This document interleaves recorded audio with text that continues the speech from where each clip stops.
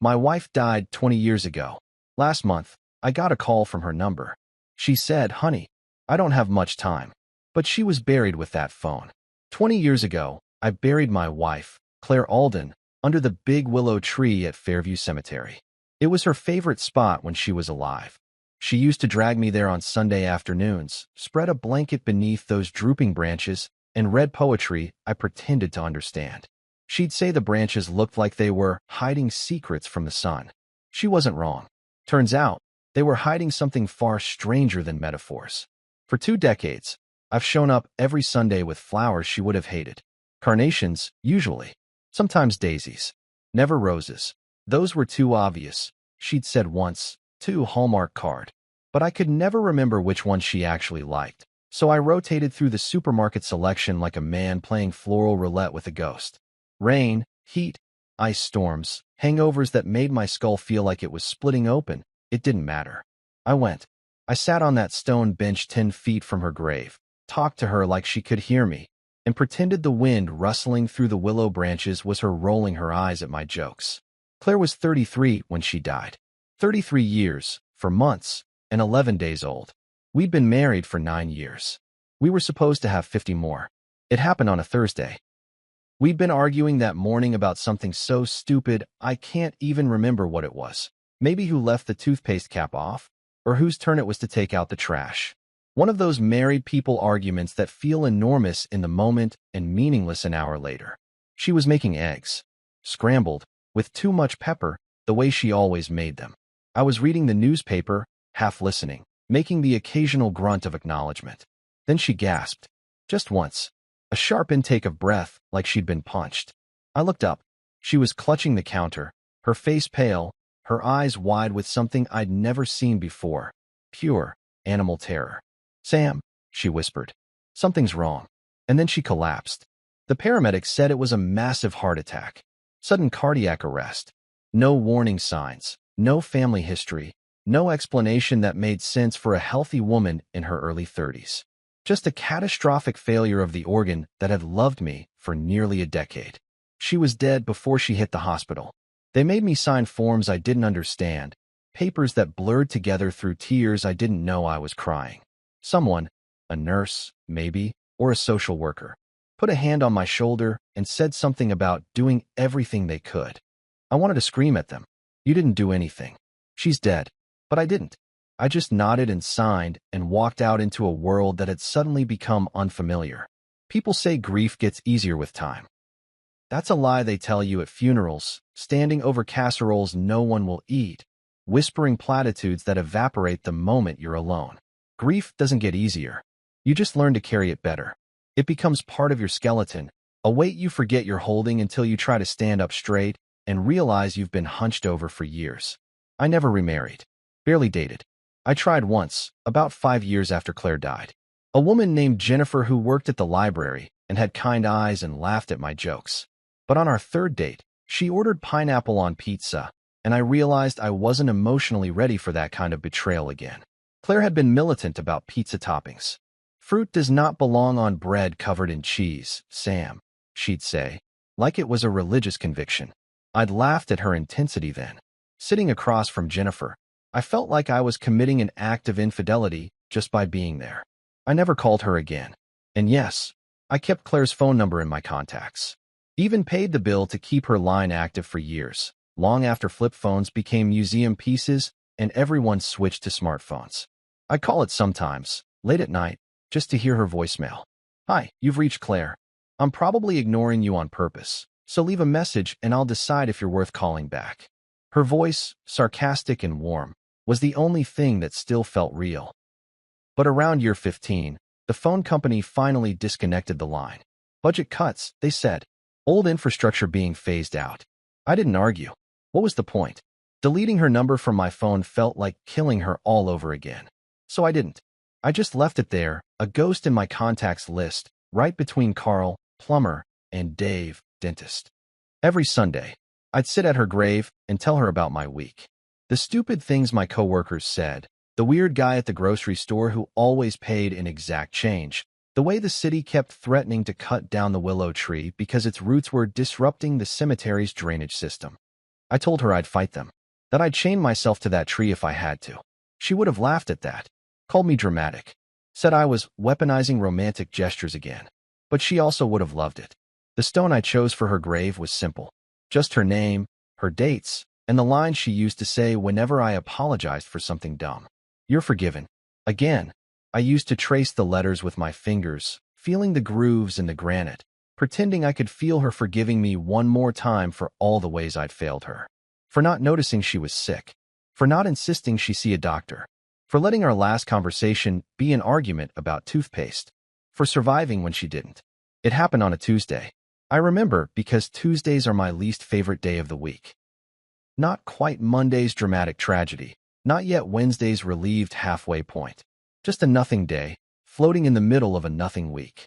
I'd gone to bed at 11:30 p.m., which is late for me. I'm 53 now.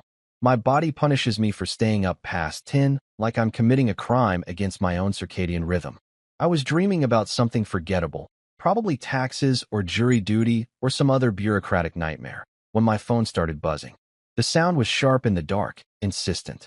I fumbled for it on the nightstand, knocking over a half-empty glass of water and swearing quietly. The screen glowed in the darkness. 2:17 a.m. I squinted at the caller ID, expecting a spam call or a wrong number or my idiot neighbor Frank drunk dialing me again to complain about my lawn. But the name on the screen froze my hand mid-reach. Claire. Not Claire, wife, or Claire Alden, or even just C, like I used to call her when we were dating. Just Claire. The way I'd saved it 20 years ago, when she was alive and the idea of her being anything other than alive was unthinkable. I stared at the screen. My brain refused to process what I was seeing. Her number hadn't worked in over 5 years. The line had been disconnected. I'd heard the automated message myself. The number you are trying to reach is no longer in service. Yet here it was, calling me. And the ringtone, the one she'd picked, the one I'd never changed, was playing. Wise men say, only fools rush in. Elvis. Can't help falling in love. She'd chosen it as a joke, said it was ironic, because I'd proposed after knowing her for 3 months. Only fools rush in, Sam, she'd teased. Guess that makes you the king of fools. Then you're the queen, I'd shot back. She'd kissed me and said, I can live with that. Hearing that song now, in the dead of night, was like being punched in the chest by a memory. My hands were shaking. I almost dropped the phone. This is a dream, I thought. Or a glitch. Or I'm having a stroke. But the phone kept ringing. I answered. My voice came out rough, barely a whisper. Hello. Static. Thick and crackling, like an old radio trying to find a signal. Then breathing. Soft, uneven, like someone trying to catch their breath after running. Then her voice. Warm. Trembling. Familiar in a way that made my heart stop. Honey, I don't have much time. I sat bolt upright in bed. The room spun. My chest felt tight, my lungs refusing to work properly. Claire. Yes, she whispered. It's me. I want to tell you I stayed calm. That I responded with rationality and composure. I didn't. I blacked out. Not fully. I didn't collapse or anything. But the world went fuzzy for a moment, like someone had turned down the brightness on reality. When I came to, I was still sitting in bed, phone pressed against my ear, heart hammering so hard I thought I might join Claire in whatever realm she was calling from. Claire, I said again, my voice cracking. You're dead. You died. I buried you. I visit your grave every Sunday. You're dead. I know, she said softly. There was something strange in her voice. Calm, almost resigned. Believe me, Sam, it's not as relaxing as they say. And then, just like that, the line went dead. Not a slow fade, not a sorry, bad connection kind of drop. Just a hard cut, like someone had severed the call with scissors. I pulled the phone away from my ear and stared at it. The screen showed the call had lasted 1 minute and 43 seconds. I tried calling back immediately, my fingers clumsy and frantic on the screen. It rang once. Then a robotic voice. The number you are trying to reach is no longer in service. Please check the number and try again. I tried again. Same message. I tried a third time, because I'm apparently the kind of person who thinks the universe will change its mind if I'm persistent enough. Same message. I sat there in the dark, holding my phone like it was a live grenade, my mind trying and failing to make sense of what had just happened. I didn't sleep that night. I spent the next 5 hours sitting in my kitchen, drinking coffee I didn't taste, staring at my phone, and occasionally Googling things like, can dead people make phone calls? Ghost phone call real? How to know if you're losing your mind? Is grief-induced psychosis a thing? Spoiler: the internet is useless for existential crises. Most of the results were paranormal blogs with names like Spooky Truth Seeker 87 or Reddit threads full of people arguing about whether ghosts need cell towers. One website claimed that spirits can manipulate electromagnetic frequencies to communicate with the living. Another said I was probably just experiencing a grief hallucination and should see a therapist. A third suggested I buy $300 worth of crystals. None of it helped. By the time the sun came up, I'd convinced myself of 3 possibilities. I was losing my mind. Someone was playing a sick prank on me. Claire, somehow, impossibly, had actually called me. I didn't know which option scared me more. By Wednesday morning, I'd convinced myself I'd imagined the whole thing. Sleep deprivation. Stress. Maybe I'd been sleepwalking and dreamed it. The brain does weird things when it's tired, right? I went to work, answered emails, sat through a meeting about quarterly reports that could have been an email, pretended everything was normal. But I kept checking my phone, refreshing the call log, staring at Claire's name. Claire, incoming call, 2:17 a.m., 1 minute and 43 seconds. It was real. The log didn't lie. At lunch, I told Frank.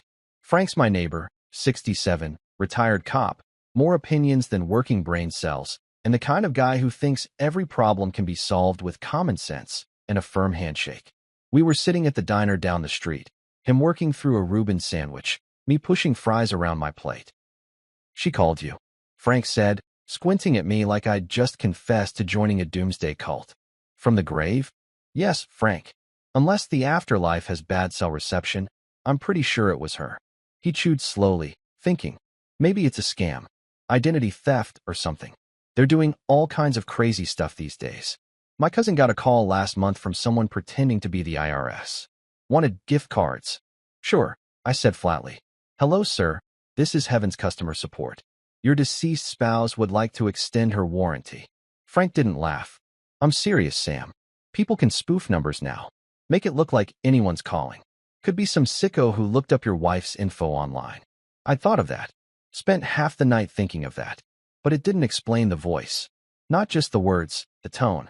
The slight rasp she got when she was tired. The way she said honey, like it was 2 syllables. Honey, why? You can't fake that. Not perfectly. I'm calling the phone company, I said. Frank shrugged. Good luck with that. Those people couldn't find their own ass with both hands and a map. I called the phone company that afternoon. The automated system made me press 17 buttons before I finally got a human being. A customer service agent who sounded like she was 12 and more interested in her smoothie than my existential crisis. Hi. Thank you for calling Horizon Mobile. My name is Kaylee. How can I provide you with excellent service today? She said it all in one breath, like she'd been programmed. Hi, Kaylee. I need to ask about a phone number that's been disconnected.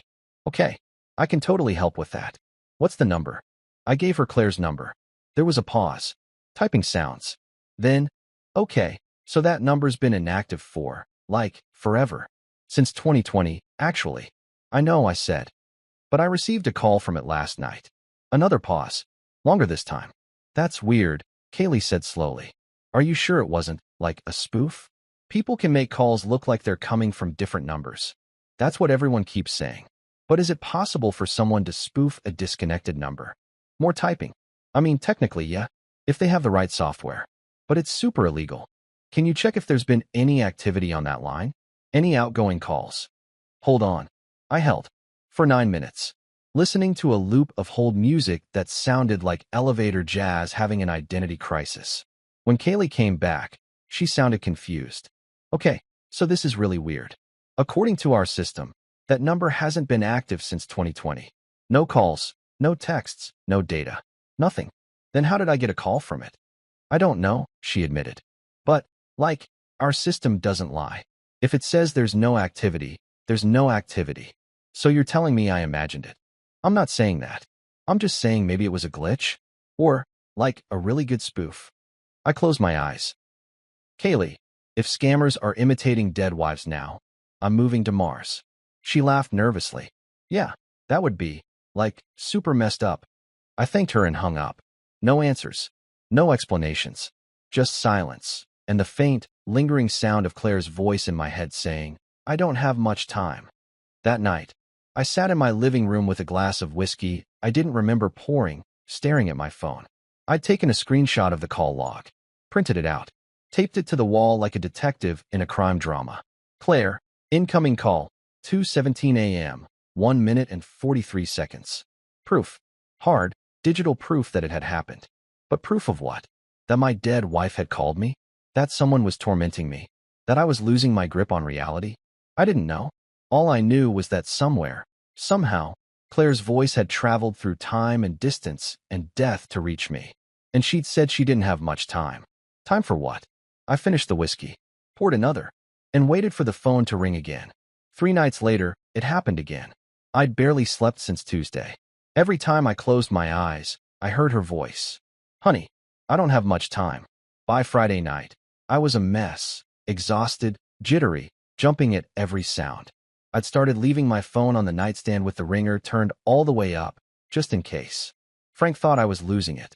"You're gonna drive yourself crazy," he'd said that afternoon, standing in my driveway with his arms crossed.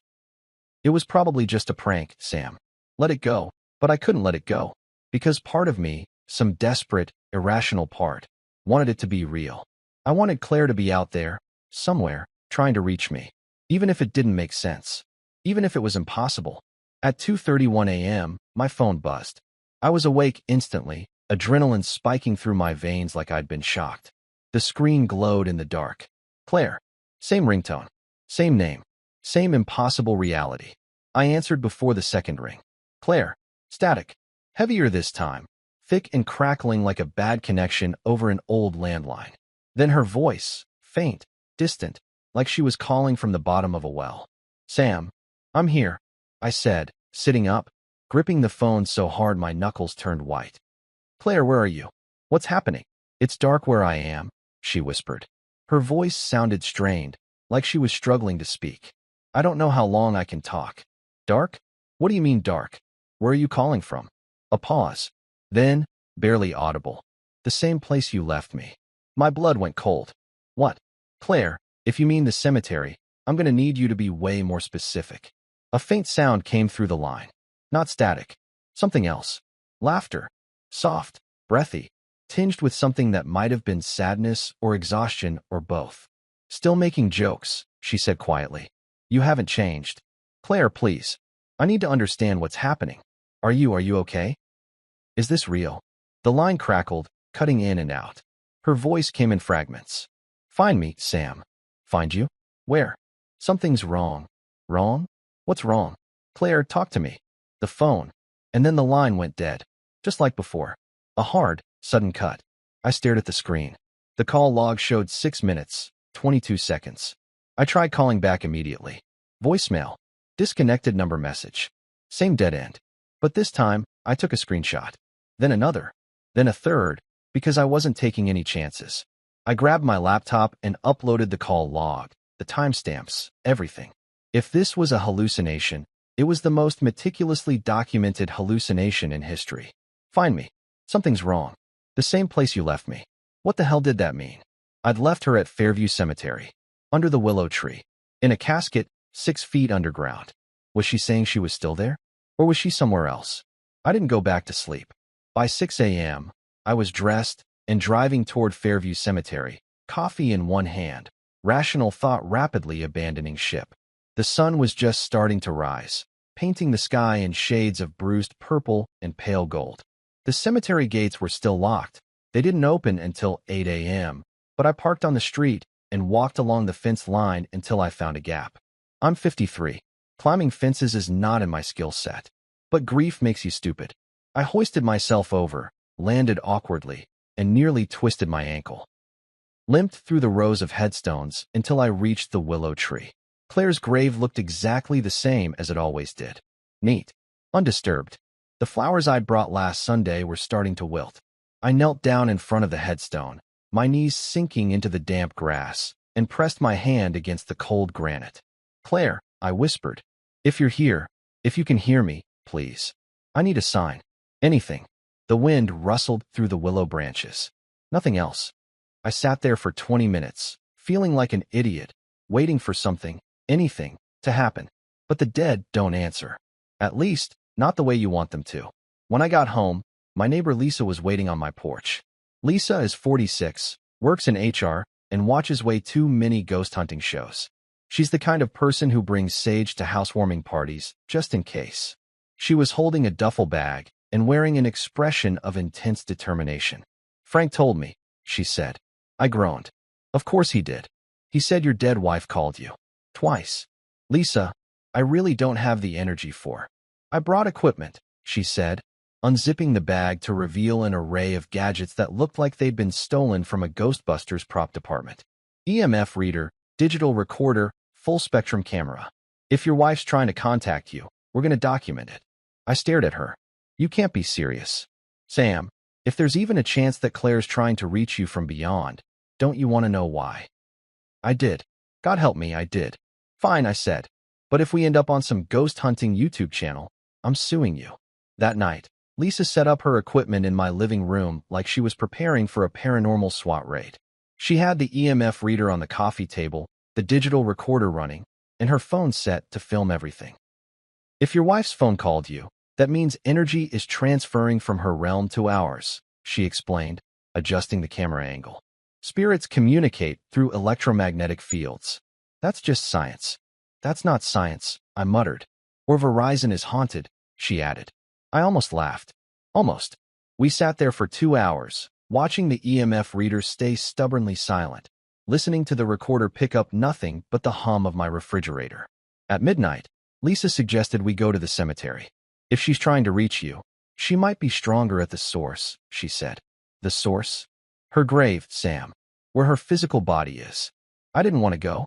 I'd already been there once today, and the idea of returning in the middle of the night felt like tempting fate.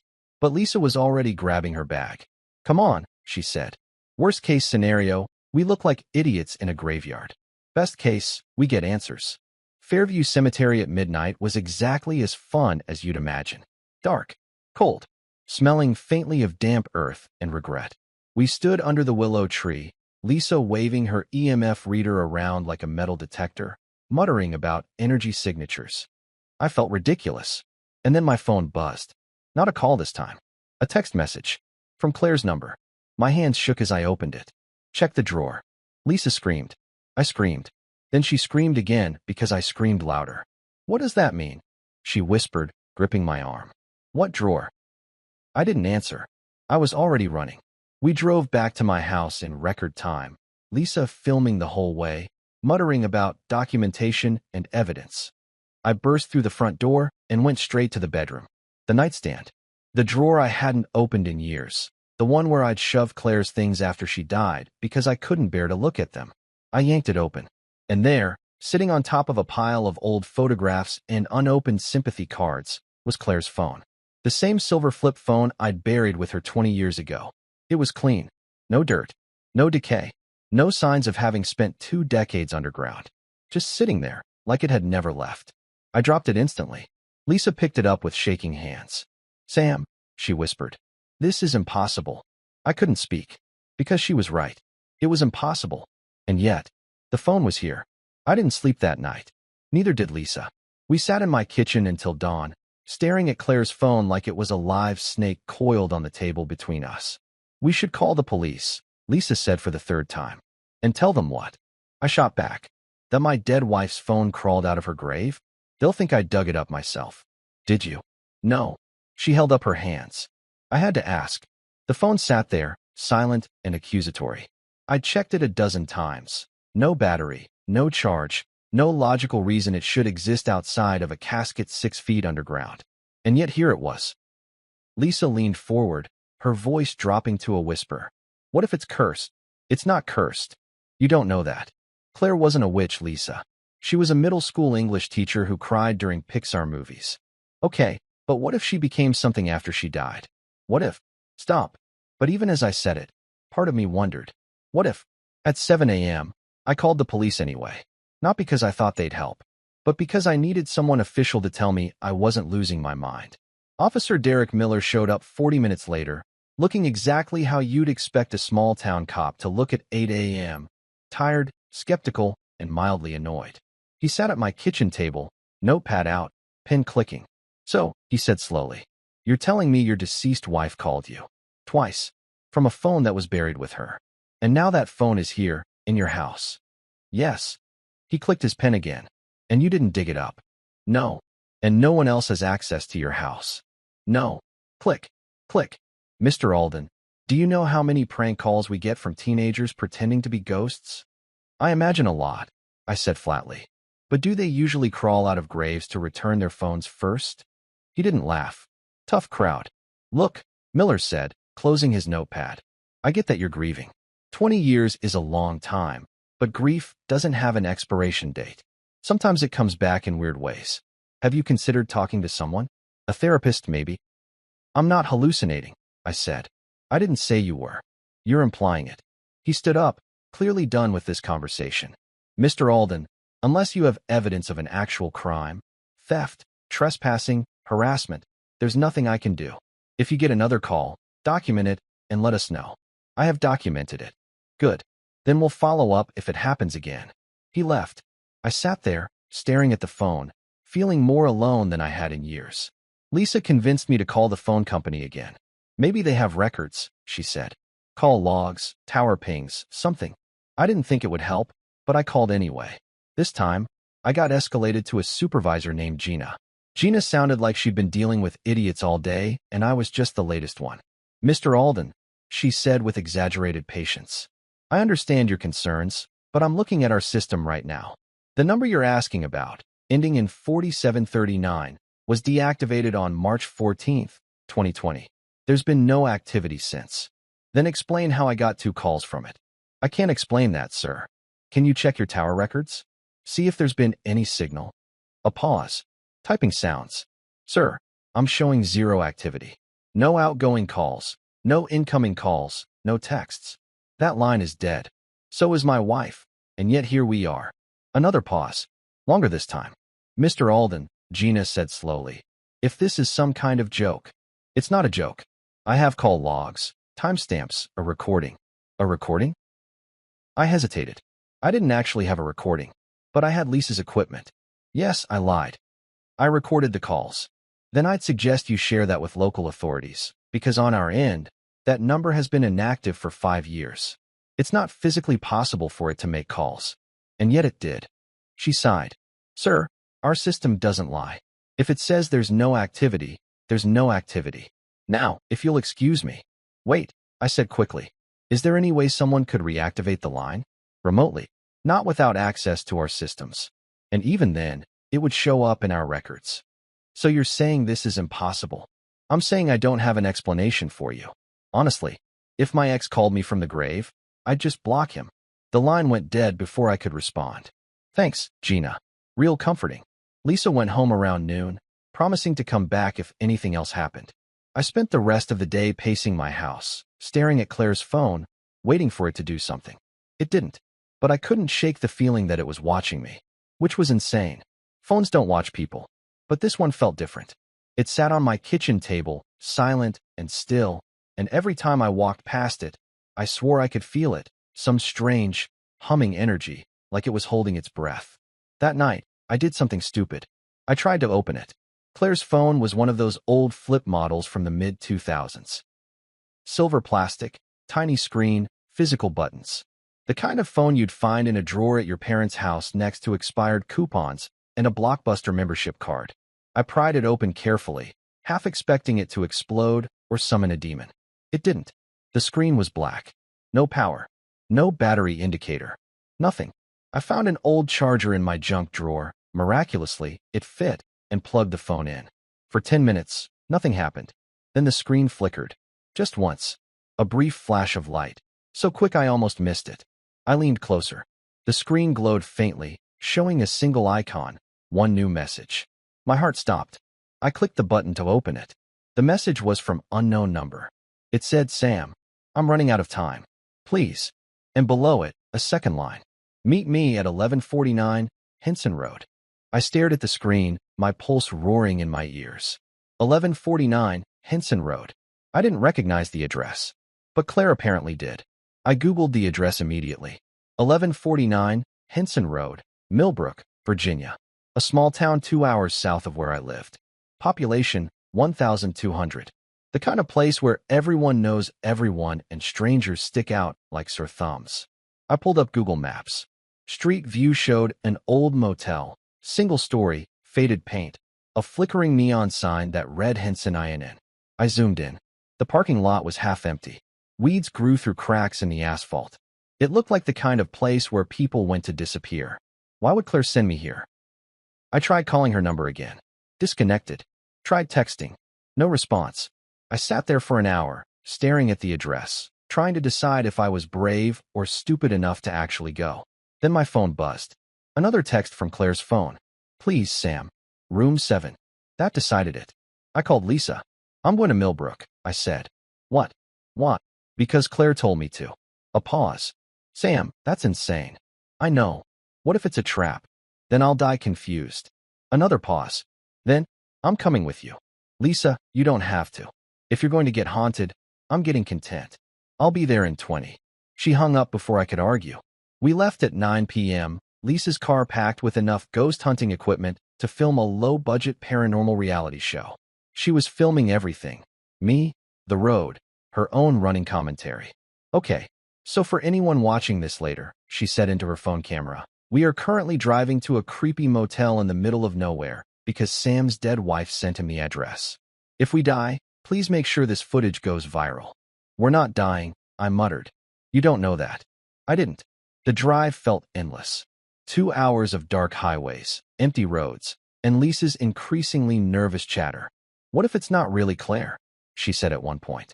What if it's someone pretending to be her? Then I'll ask them a question only she would know the answer to. Like what? Like what she said the first time I told her I loved her. Lisa glanced at me. What did she say? I smiled despite myself. She said, I know. I've been waiting for you to catch up. We arrived at the Henson in just after 11 p.m. The place looked worse in person. The neon sign flickered erratically. Half the letters burned out, so it read He's Son and In. The parking lot had 3 cars, all of them older than me. Lisa parked near the office. We sat there for a moment, staring at the building. This is a horror movie, Lisa whispered. Yep. We're going to die. Probably. She grabbed her camera. Let's go. The office smelled like cigarettes and regret. The clerk behind the desk was a woman in her 60s, reading a romance novel with a shirtless pirate on the cover. She looked up when we walked in. Help you? We're looking for room 7, I said. She frowned. That room's occupied. I know. I'm here to see whoever's in it. You got a reservation? No, but... Then I can't help you. She went back to her book. Lisa leaned over the desk. Ma'am, this is really important. We just need to talk to whoever's in that room for 5 minutes. The woman didn't look up. Privacy policy. Can't give out guest information. We're not asking for information, I said. We're just asking you to knock on the door. She sighed, clearly annoyed. Fine. But if they don't answer, you leave. She grabbed a key ring and led us outside, muttering under her breath. Room 7 was at the far end of the building, door chipped and faded. The clerk knocked. Hey, you got visitors. No answer. She knocked again, louder this time. Hello. Visitors. Still nothing. She turned to us. See? Not home. Now go. Wait, I said. Can you at least check if... The door opened. Slowly. A woman stood in the doorway, silhouetted by the flickering light inside. She was wearing a hotel robe, her hair longer and grayer than I remembered.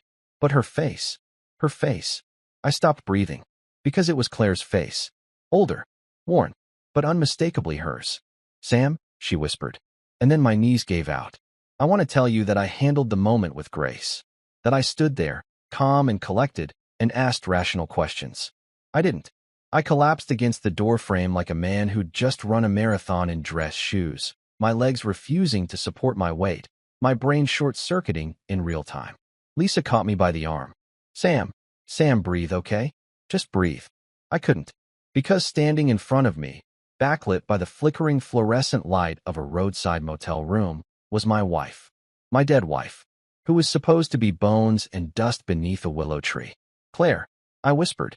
She stepped forward, and the light hit her fully. It was her. Older, lines around her eyes, silver threading through her hair, a weariness in her posture that hadn't been there 20 years ago, but her. The same nose I'd kissed 1,000 times. The same scar above her left eyebrow from when she'd tripped over a sprinkler as a kid.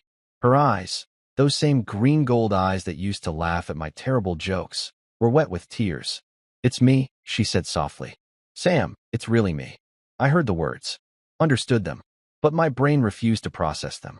"You're dead," I said. "I buried you. I visit your grave every Sunday. You've been dead for 20 years. "I know," she whispered. "I know how this sounds." "How this sounds?" My voice cracked. "Claire, I watched them lower your casket into the ground. I signed your death certificate. I gave the eulogy at your funeral. You died." She flinched like I'd struck her. "Sam, please. I can explain." "Explain what?" "How you're standing here. How you call me from a phone that was buried with you. How?" I stopped, my voice breaking. "How you let me think you were dead for 20 years. "I didn't let you," she said, her voice rising. "I didn't know." Lisa, who'd been standing frozen beside me, finally found her voice. "I'm sorry, what?"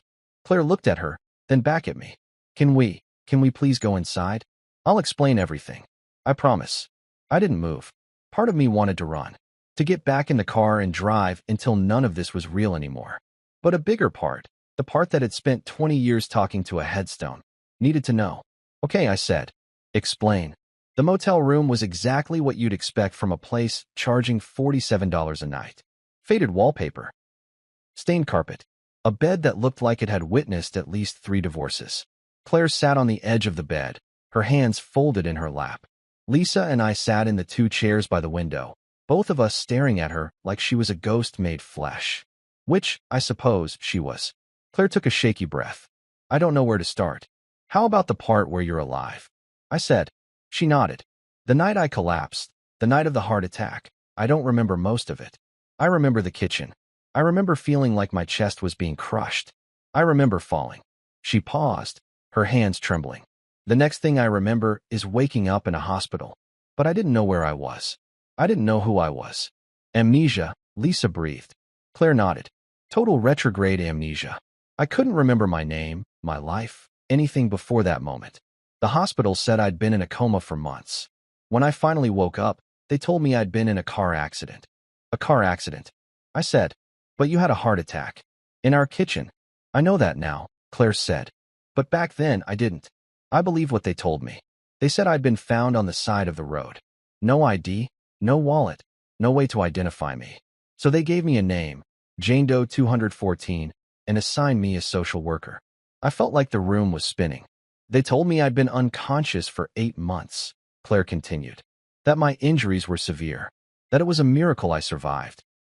"But that doesn't make sense," I said. "If you were in a hospital for 8 months, there would have been records. Someone would have noticed." "They mixed me up with someone else," Claire said quietly. The room went silent. "What?" I whispered. "There were 2 women brought in that night," Claire said, her voice shaking. "Both from the same accident. Both in critical condition. Same first name. Similar builds. One of them, the other Claire, died within hours." She looked up at me, tears streaming down her face. "They declared the wrong woman dead, Sam. They gave you her body, and they kept me alive under her name." I couldn't speak. My brain was trying to process the information and failing spectacularly.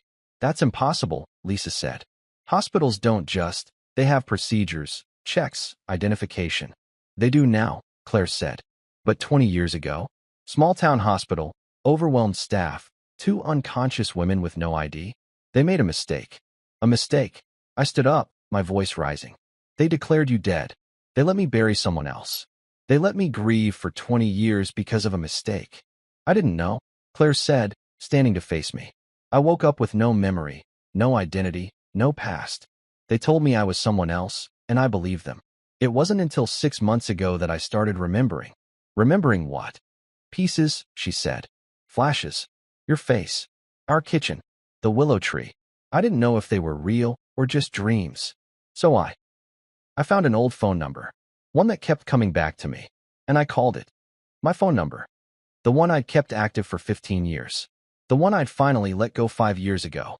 But the line was disconnected," I said. "I know," Claire whispered. "So I kept trying. And somehow, I don't know how, the call went through. She looked at me, her eyes desperate. I didn't know if you'd answer. I didn't know if you'd even remember me. But I had to try. I sank back into the chair, my hands shaking. 20 years. She'd been alive for 20 years. And I'd spent every one of them mourning her. How did you end up here? Lisa asked gently. In this motel? Claire sat back down, exhausted. When my memories started coming back, I went to the hospital where I woke up. Asked for records. They stonewalled me at first, but I kept pushing. Eventually, I got a social worker to help me dig through old files. She pulled a folder from her bag and handed it to me. Inside were photocopies, medical records, intake forms, death certificates. 2 death certificates. One for Claire and Morrison, age 33. One for Claire Elizabeth Alden, age 33. Same date. Same hospital. They mixed up our paperwork, Claire said. Gave your Claire's body to Morrison's family. Gave Morrison's life to me. I stared at the documents, my vision blurring. So the woman I buried wasn't me. Claire finished quietly. I felt like I was going to be sick. Why didn't you come find me sooner? I asked, my voice breaking. If you remembered, if you knew, why wait 6 months? Claire's face crumpled. Because I didn't know if you'd believe me. I didn't know if you'd moved on. I didn't. She covered her face with her hands. I didn't know if you'd want me back. Something in my chest broke open. I crossed the room and pulled her into my arms. She collapsed against me, sobbing, and for the first time in 20 years, I held my wife. We stayed like that for a long time. Eventually, Lisa quietly excused herself, murmuring something about giving us space. Claire and I sat on the edge of the motel bed, still holding each other, neither of us willing to let go. I'm sorry, she whispered against my shoulder. I'm so sorry. Don't, I said. Don't apologize. None of this was your fault. I should have found you sooner. You found me now. That's what matters. She pulled back to look at me, her face streaked with tears. I was so scared you'd hate me. Hate you. I laughed, a broken, disbelieving sound. Claire, I've spent 20 years talking to your grave. Do you really think I'd hate you for being alive? She smiled, small, tentative, but real. You always were better at forgiveness than I was. Yeah, well, I said, brushing a strand of hair from her face. You're forgiven. Again. Her smile widened. That was on my headstone, wasn't it? Yeah. God, you're such a sap. Learn from the best. We sat there in silence, just looking at each other, trying to reconcile the past with the present. I have so many questions, I said finally. I know.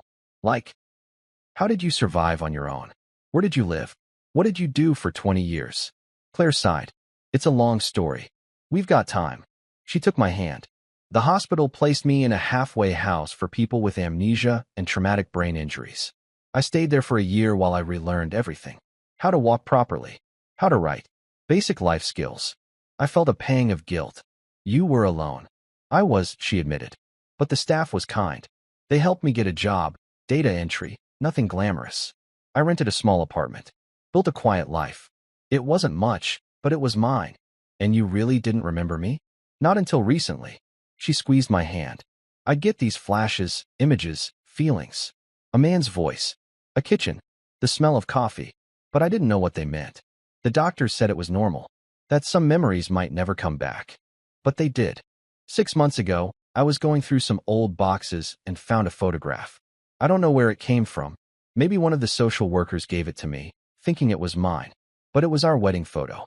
My breath caught. I stared at that picture for hours, Claire said. And slowly, everything started coming back. Your face. Your laugh. The way you'd burn toast and insist it was extra crispy. And I knew that I'd lost something important. So you called me. She nodded. I didn't know if the number would work, but I remembered it. And when you answered, her voice broke. When I heard your voice, I knew it was real. Lisa came back eventually, carrying coffee and snacks from a gas station. I figured you guys needed fuel, she said, handing us each a cup. Thanks, I said. We spent the next hour going over everything. The hospital mix-up, the death certificates, the phone calls. Lisa, ever the investigator, had already started Googling. Okay, so this isn't as rare as you'd think, she said, scrolling through her phone. There are at least a dozen documented cases of hospitals misidentifying patients. Most of them involve car accidents or mass casualties. That's horrifying, Claire said. It's negligence, I said. It's both, Lisa agreed. But the good news is, you have documentation, which means you have a case. A case? Claire asked. Medical malpractice. Wrongful death. Emotional distress. Lisa looked up. You could sue that hospital into oblivion. Claire shook her head. I don't want money. I just want my life back. Then we start there, Lisa said. DNA test. Confirm your identity legally. Then we go after the hospital for records, explanations, accountability. She looked between us. But first, you two need to decide what happens next. Claire and I looked at each other. 20 years apart. 20 years of grief and confusion and separate lives. And now, somehow, a second chance. I don't know how to do this, I admitted. I don't know how to just pick up where we left off. We don't, Claire said softly. We can't. Too much has changed. So what do we do? She smiled. We start over. The DNA test took 3 days to process. 3 days of waiting, second-guessing, and oscillating wildly between hope and terror that I'd imagined the entire thing. Claire stayed at the Henson Inn. I wanted her to come home with me immediately, but Lisa, ever the voice of reason, pointed out that we needed legal documentation before making any drastic moves. If she shows up claiming to be a dead woman without proof, you'll both end up committed, Lisa said. She wasn't wrong. So we waited. I visited Claire every day, bringing food, clean clothes, and conversations that felt both impossibly familiar and completely foreign. We talked about everything and nothing. She told me about the years she'd lost, the tiny apartment she'd rented, the data entry job that paid just enough to survive, the small routines she'd built in the absence of memory. I had a cat, she said one afternoon, sitting on the motel bed with her legs tucked under her. Named him Toast, because he was orange and always burned his tongue trying to eat too fast. I laughed despite myself. You always wanted a cat. I did. Yeah. But I was allergic, so we compromised with plants. She smiled sadly. I don't remember that. You will, I said. Or you won't. Either way, we'll figure it out. On the third day, Dr. Evelyn Park from GeneTech Labs called me. Mr. Alden, she said, her voice carefully neutral. We've completed the analysis. I'm going to need you to come into the office to discuss the results. Can't you just tell me over the phone?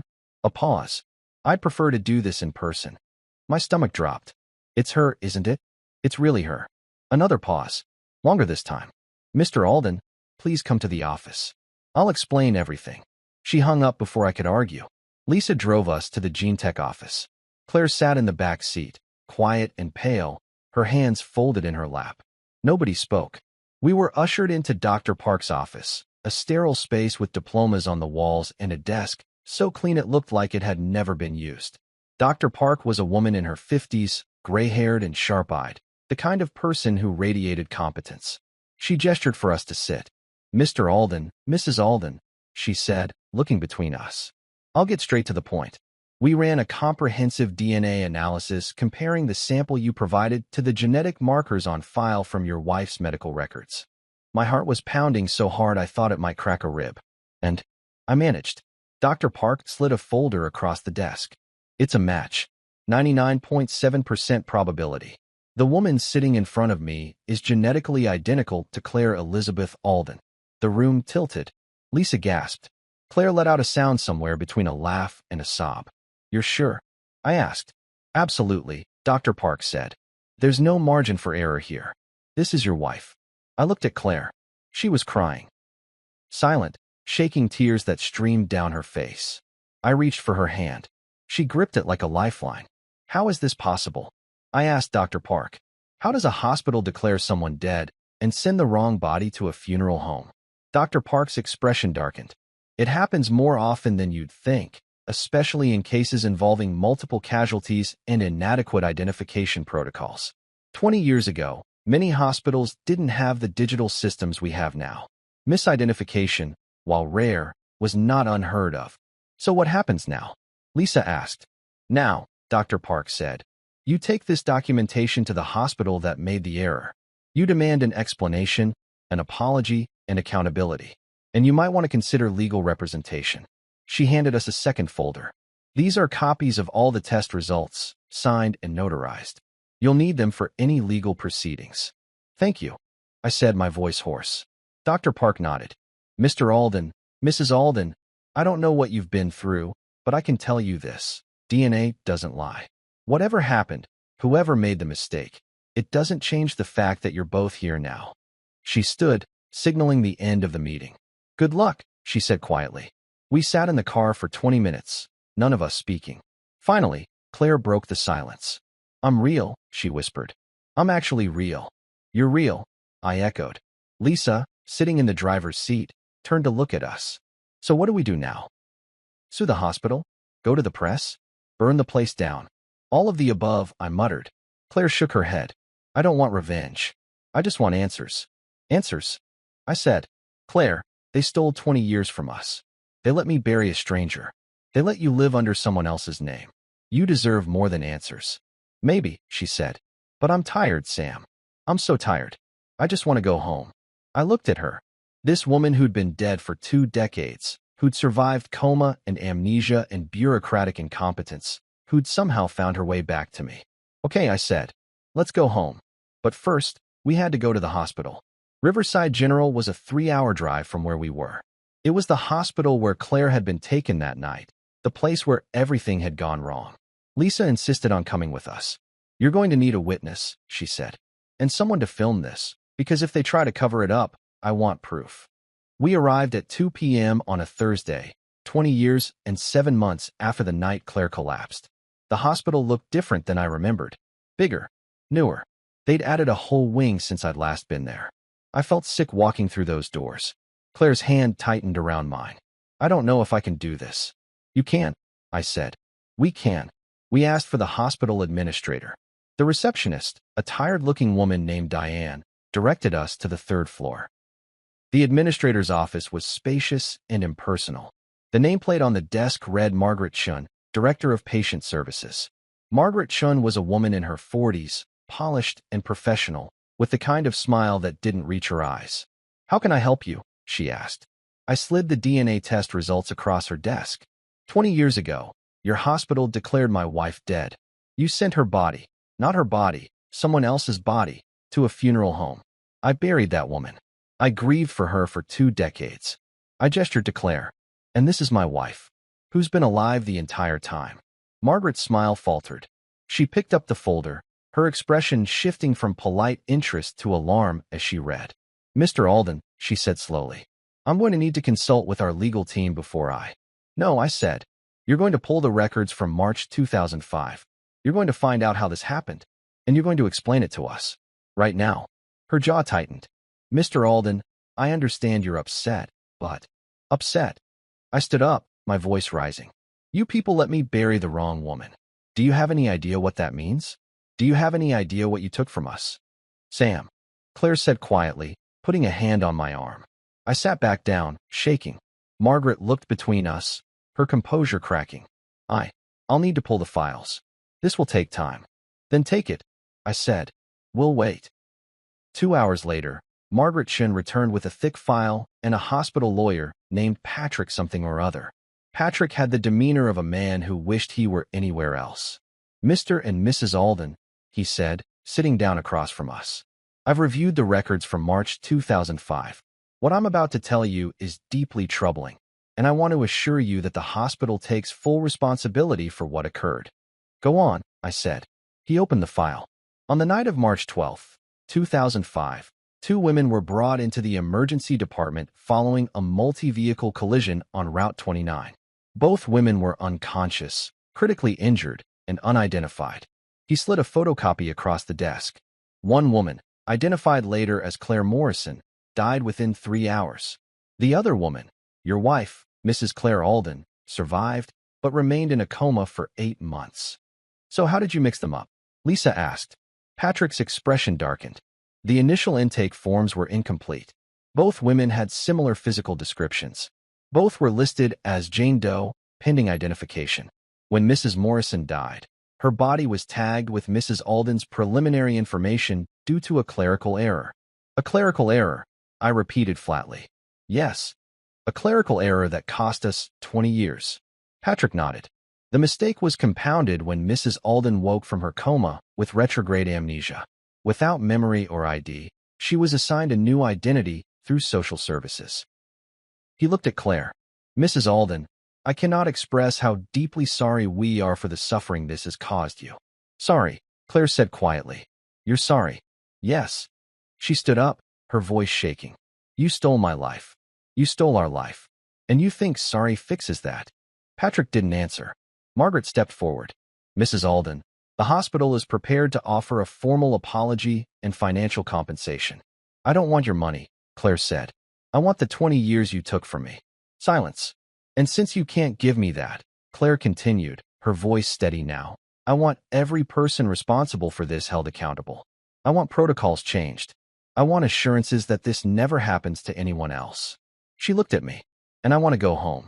We left the hospital with a formal letter of apology, a promise of an internal investigation, and the contact information for a malpractice attorney. Lisa was already Googling lawyers before we even reached the parking lot. This is going to be huge, she said. National news huge. You guys are going to need protection from the press. I don't care about the press, I said. I just want this over. Claire leaned her head against my shoulder. Can we just go home, Sam? Please. I wrapped my arm around her. Yeah, let's go home. Home was a 2-story colonial on Maple Street that I'd bought 15 years ago because it had a good backyard and was walking distance from the cemetery. I'd never thought about how depressing that second part was until now. We pulled into the driveway just before sunset. The house looked the same as it always did, slightly overgrown hedges, the mailbox I kept meaning to replace, the porch light that flickered if you looked at it wrong. Claire stared at it through the car window, her expression unreadable. Do you remember it? I asked. She shook her head. Should I? We didn't live here together. I bought it after. I trailed off. After you died felt wrong now. After. She nodded slowly. Okay. Lisa, bless her, had the decency to make herself scarce. I'm gonna head home, she said. But call me if you need anything. And I mean anything. Even if it's just someone to scream at. Thanks, Lisa, I said. For everything. She hugged me. You guys are going to be okay. It'll be weird for a while, but you'll figure it out. She drove off, leaving Claire and me standing in the driveway, staring at the house like it might bite us. Ready? I asked.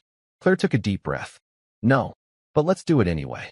The inside of the house smelled like coffee and laundry detergent and 20 years of solitary living. I watched Claire take it all in. The mismatched furniture, the stack of unread mail on the kitchen counter, the photographs on the walls.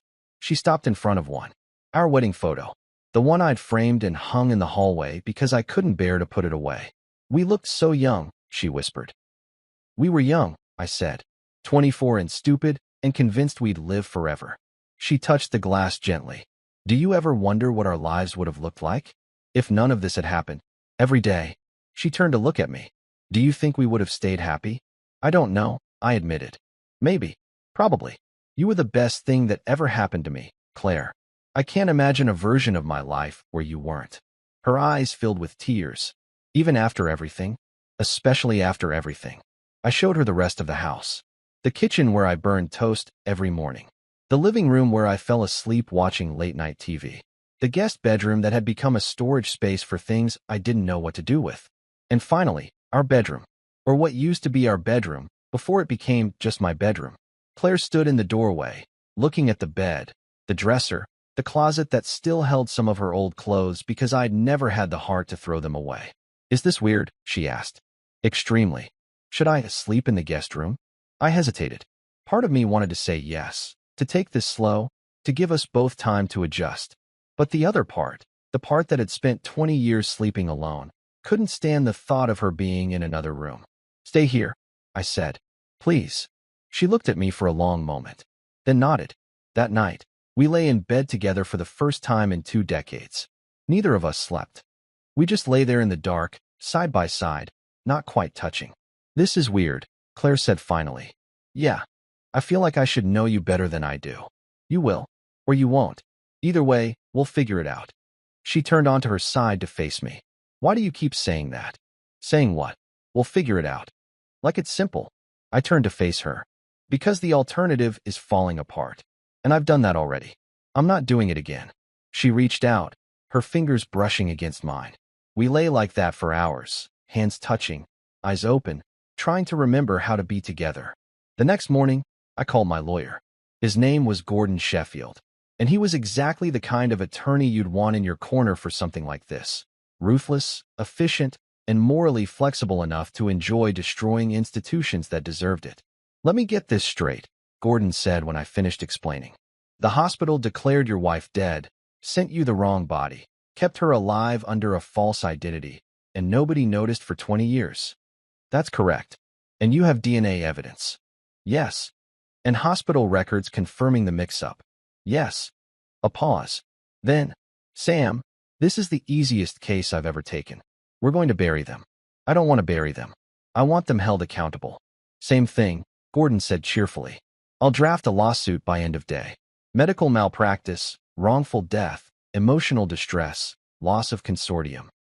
We'll hit them with everything. Claire doesn't want this to turn into a circus. Too late.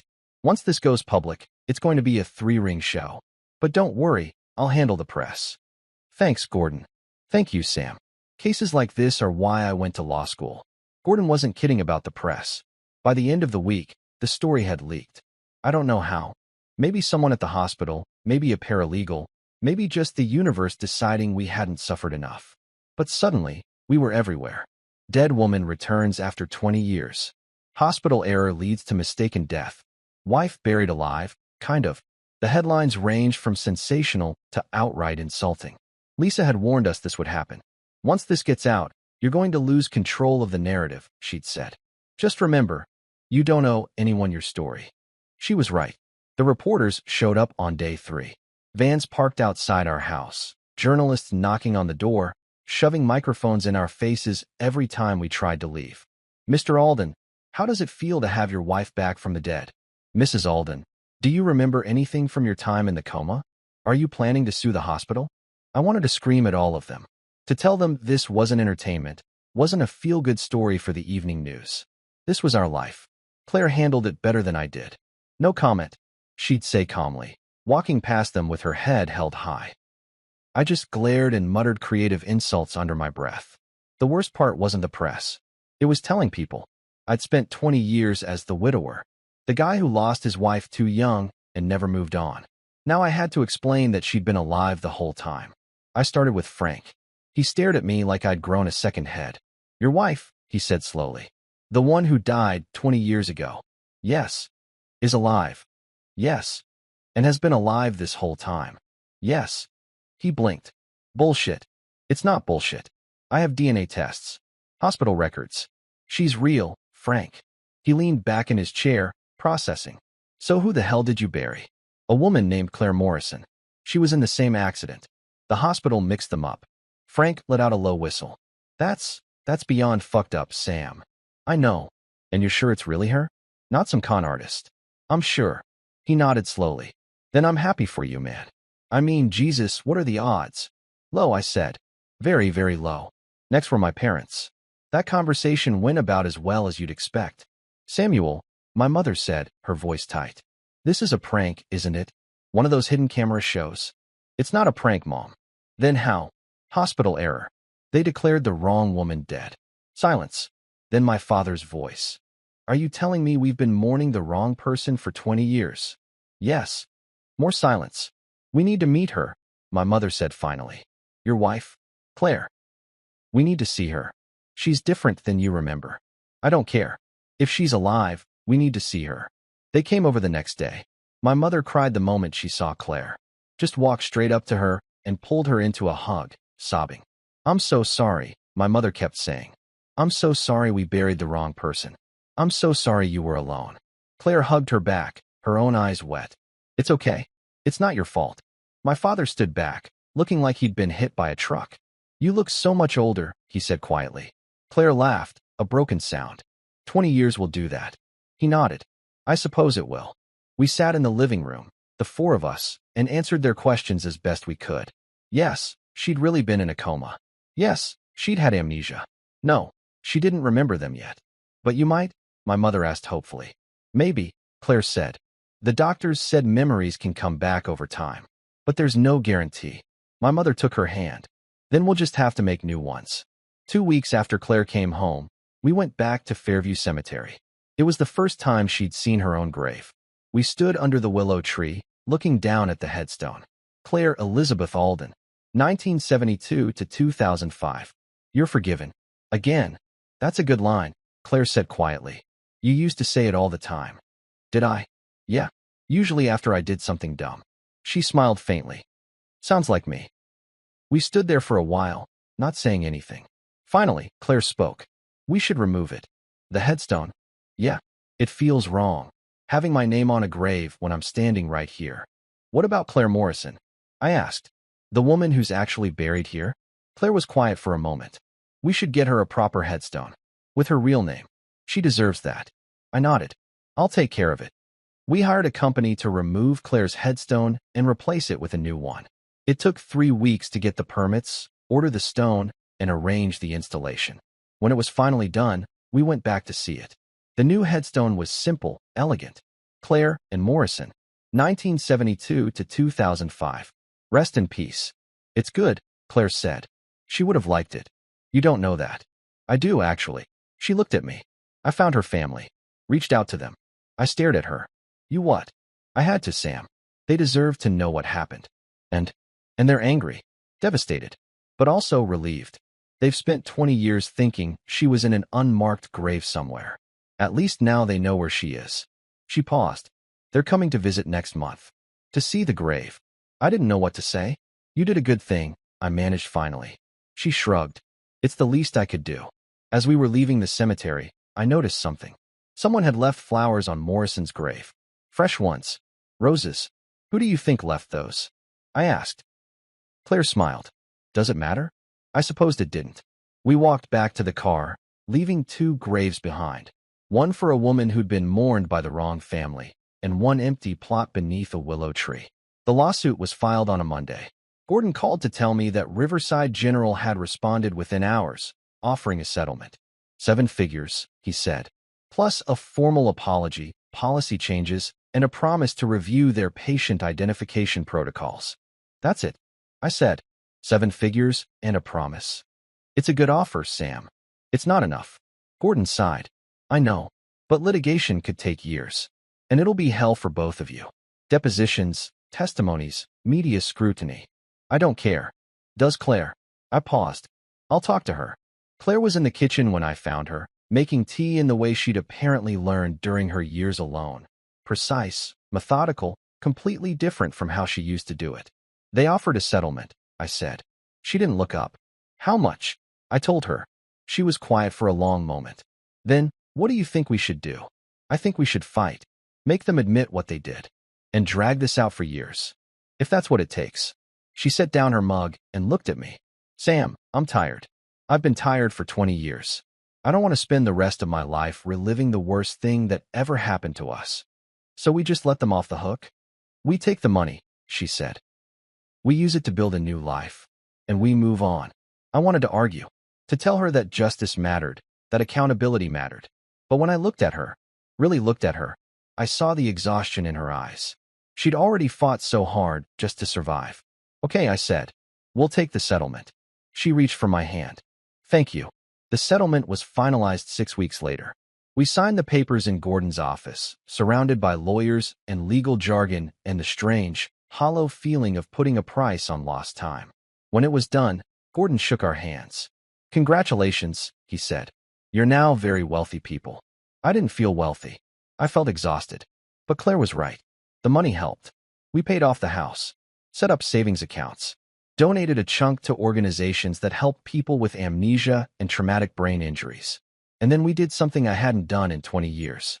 We went on a trip. Where do you want to go? I asked her one morning over coffee. She thought about it. Somewhere I've never been. You don't remember where you've been. Exactly. So anywhere is technically new. We settled on Maine, a little coastal town I'd seen in a travel magazine. White sand beaches, lobster shacks, lighthouse views. It was perfect. We spent 2 weeks there, staying in a bed and breakfast that smelled like salt air and old wood. Claire loved it. She spent hours walking along the beach, collecting shells and sea glass, laughing when the waves caught her off guard. I watched her and thought, this is what I lost. Not just the years, not just the memories, but this. Her joy, her lightness, the way she used to find wonder in small things. And for the first time since she came back, I felt something other than grief and anger. I felt hope. One night, we sat on the beach watching the sunset. Claire leaned against me, her head on my shoulder. "Do you think we'll ever feel normal again?" she asked. "I don't know," I said honestly. "But I think we'll find a new normal. What if I never remember? Then we make new memories." She was quiet for a moment. Then, "I'm sorry I can't be the person you lost." I turned to look at her. "You're not supposed to be. You're supposed to be the person you are now. And if that's not enough," I cupped her face in my hands. "Claire, you came back from the dead. Literally. You fought through coma and amnesia and 2 decades of living as someone else. You found your way back to me against impossible odds." I kissed her forehead. "You are more than enough." She cried then, silent, shaking tears that soaked into my shirt. And I held her while the sun set over the ocean, painting the sky in shades of gold and crimson. When we got back from Maine, Claire started seeing a therapist. Dr. Helena Wu specialized in trauma and memory recovery. "I can't promise your memories will come back," Dr. Wu told her during their first session, "but I can help you process what you've been through." Claire went every week. Sometimes she'd come home energized, full of insights and breakthroughs. Other times, she'd come home silent, retreating into herself. I learned not to push, to let her have her space, to trust that she'd come back to me when she was ready. 3 months after she started therapy, Claire came home with an idea. "Dr. Wu suggested I make a memory box," she said. "Fill it with things that might trigger memories. Photos, objects, anything from our life together." "Okay," I said. "Where do we start?" She smiled. "The attic." I hadn't been in the attic in years. It was dusty, cramped, and filled with boxes I'd shoved up there to avoid dealing with. Boxes of Claire's things. Our wedding decorations. Photo albums. All the detritus of a life interrupted. We spent the afternoon going through it all. Claire found her old teaching materials, lesson plans, student papers, a coffee mug that said, "World's okayest teacher." "I was a teacher?" she asked, turning the mug over in her hands. "Middle school English," I said. "You loved it." Said it was like herding cats, but the cats occasionally wrote decent poetry. She laughed. "That sounds exhausting. You thrived on it." She set the mug aside carefully. "I want to remember that." We found other things too. Photos from our honeymoon in Vermont. A pressed flower from the bouquet I'd given her on our first anniversary. A ticket stub from a concert we'd gone to, some band she loved and I tolerated. Each object was a fragment of a life she couldn't recall. "It's like looking at someone else's life," she said quietly. "It's yours," I said, "even if you can't remember it." She nodded, but I could see the frustration in her eyes. The breakthrough came a week later. Claire was going through the memory box in the living room when she found a CD. A mixed CD I'd made her early in our relationship. The case was decorated with terrible hand-drawn hearts and song titles written in my awful handwriting. She stared at it for a long moment. Then she asked, "Do we have a CD player?" I dug one out of the closet, a relic from the early 2000s that I'd kept for reasons I couldn't explain. Claire put the CD in and pressed play. The first song was Wonderwall by Oasis. I cringed. I had questionable taste in music. But Claire wasn't listening to me. She was frozen, her eyes wide. "Claire, I know this song," she whispered. "Everyone knows this song." "No, I mean," she closed her eyes. "I remember you playing it. In a car. We were driving somewhere, and you were singing along, and you got all the words wrong. I felt my heart stop. You remember that?" She opened her eyes, tears streaming down her face. "I remember you. Younger. Smiling. You were wearing that awful blue shirt with the stain on the collar, and you wouldn't stop singing and She laughed, a broken, joyful sound. "I told you to shut up, but I didn't mean it." I crossed the room and pulled her into my arms. "You remember," I said. "I remember," she echoed. "It was just one memory. One fragment out of thousands. But it was ours." The memories came back slowly after that. Not all at once. Not in any particular order. Just random fragments, triggered by smells or sounds or moments that caught her off guard. She remembered our first date. Badly. I'd taken her to a terrible Italian restaurant and spilled wine on her dress. She remembered the first time I said, "I love you," in a parking lot, during a thunderstorm, because I've always had impeccable timing. She remembered our wedding. Not all of it, just flashes. Her dress. My nervous hands. The way I'd cried during my vows. Each memory was a gift, and each one reminded me of what we'd lost. But we were building something new too. New routines. New inside jokes. New ways of being together. Claire started teaching again, not full-time, just tutoring a few kids in the neighborhood. She said it felt right, even if she couldn't remember why. I started writing. Something I'd always wanted to do, but never had the courage to try. Lisa said we were inspirational. Frank said we were weird, but in a good way. I didn't care what anyone thought. We were happy. Or at least, we were learning how to be. 6 months after Claire came home, we held a party. Not a big one. Just close friends and family. A celebration of sorts. Of survival, of second chances, of all the things we'd clawed our way back to. My parents came. Lisa and Frank. A few of Claire's old teaching friends who'd been shocked and delighted to find out she was alive. We stood in our backyard, the one I'd bought because it was walking distance from a cemetery I no longer needed to visit, and made a toast. To new beginnings, I said, raising my glass. To second chances, Claire added. To not dying, Lisa interjected. Everyone laughed. And for the first time in 20 years, I felt like maybe, just maybe, we were going to be okay. A year after Claire came home, we went back to Fairview Cemetery. Not to visit her old grave. That was gone now, replaced with Claire Morrison's proper headstone. But to say goodbye to the willow tree. The city had finally decided to cut it down. Root damage, they said. Liability issues. Claire and I stood under its branches one last time. You used to say it looked like it was hiding secrets, I said. Did I? Yeah. She looked up at the drooping branches. I think I understand why. Why? Because some things are meant to stay hidden. Until they're not. I took her hand. Are you sad? That they're cutting it down? A little, she admitted. But mostly I'm relieved. Why? Because I don't belong here anymore. She turned to me, smiling. I belong with you. We left the cemetery that day and didn't look back. There was no need. The past was behind us. Buried under willow roots and hospital records and 20 years of grief. What mattered now was the future. Uncertain. Strange. Imperfect. But ours. It's been 5 years since Claire came back. 5 years of learning and growing and fumbling our way through this strange second chance we've been given. She's remembered more. Not everything. There are still gaps, blank spaces where memories should be. But enough. Enough to feel like us again. We moved to a new house. One without ghosts in the walls. One with a garden Claire fills with flowers she can't quite remember the names of, but plants anyway because they feel right. We travel now. Take risks. Live like people who know how fragile time really is. And every so often, when I'm feeling nostalgic, I take out Claire's old flip phone. The one that shouldn't exist outside a grave. The one that somehow called me from the dead and brought her back to me. It sits in a drawer in my office, a relic of the impossible. I've never tried to turn it on again. Some mysteries don't need solving. Some miracles are better left unexplained. Last week, Claire found me staring at it. What are you thinking about? She asked. Just how lucky we are, I said. Lucky? She laughed. Sam, we lost 20 years. I know, but we got this. A second chance. How many people can say that? She sat down beside me, taking the phone from my hands. Do you ever wonder why? She asked. Why it worked? Why I called you that night? All the time. And I shrugged. I think maybe love doesn't die, even when people do. Maybe it just waits until it finds a way back. She smiled. That's very poetic for an engineer.